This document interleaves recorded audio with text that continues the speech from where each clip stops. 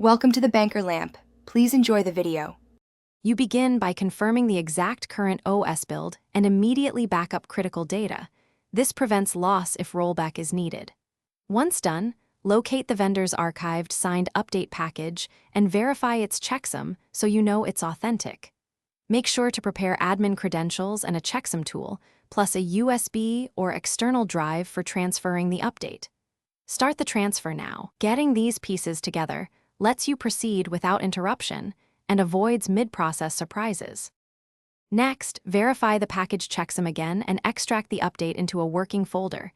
This ensures integrity before changes. Then follow the vendor's recommended install order. Apply security patches, update drivers, and finally replace or patch core system files. This reduces dependency conflicts. Use safe mode or a maintenance shell for any lock system, right, so files replace cleanly.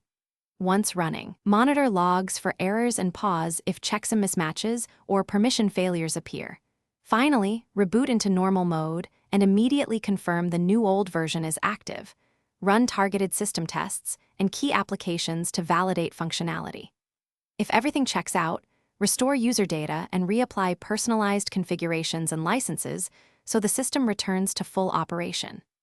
If you run into failure, stop and use the restore image you made earlier or rerun the installer in verbose or debug mode to capture errors. One key tip: consult logs first. Most fixes come from the explicit error messages they contain. Thanks for watching. If this was helpful, leave a like and consider subscribing. See you next time.